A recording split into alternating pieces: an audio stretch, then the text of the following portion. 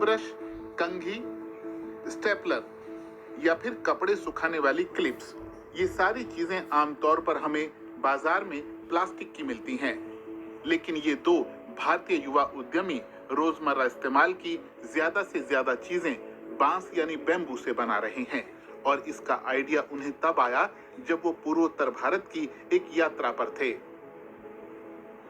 जब हम north east के एरिया में थे तो वहाँ पे बांस से काफ़ी वर्सेटाइल, काफ़ी ज़्यादा ऐसी चीज़ें बनाई जा रही थी जो हमने कभी सोची भी नहीं थी कि उनसे बन, जैसे कि बांस के बर्तन, बांस की कुछ कलाकृतियाँ या बांस की कुछ सजावट वाली चीज़ें। तो हमने ये सोचा कि जब बांस से इतनी सारी इस तरह की चीज़ें बनाई जा रही हैं तो क्यों ना बांस से हम कुछ सिंपल चीज़ें बना दें जो प्लास्टिक के वेस्ट को रिप्लेस कर सके।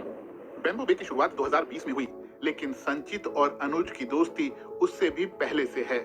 दोनों ही घूमने के शौकीन हैं, लेकिन वो जहां भी गए उन्हें ज्यादातर जगहों पर प्लास्टिक का कचरा नजर आया। इससे निपटने के लिए वो क्या कर सकते हैं, यही सवाल उनके स्टार्टअप का आधार बना।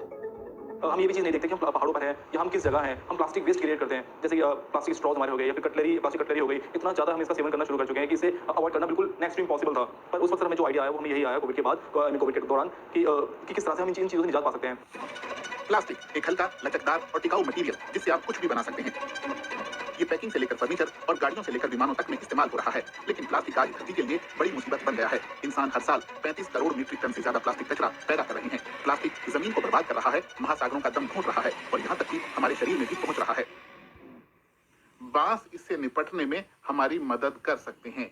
इकोलॉजिस्ट अनिरुद्ध चाओ जी तो बांस को सुपर क्रॉप मानते हैं, क्योंकि ये बहुत तेजी से उगते हैं और इन्हें ज्यादा देखभाल की जरूरत नहीं होती।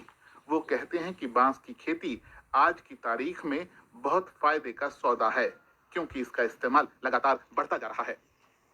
आज बम्बू स्टील को रिप्लेस करने चले। जो हम लोग पिलर्स बनाते हैं कंस्ट्रक्शन में, वहाँ पे भी बम्बू आ गया। और साउथ ईस्ट एशिया स्पेशली वहाँ पे बम्बू पे बहुत काम हुआ है और वहाँ पे कंस्ट्रक्शन में बम्बू बहुत इस्तेमाल करें। पेपर मिल, सबसे ज़्यादा बम्बू तो पेपर मिल देती है। सो इवन अगर आपने बेचना नहीं है मार्केट में जाके, तो पेपर मिल वाले आके आपका पूरा बम्बू खरीद सकते हैं।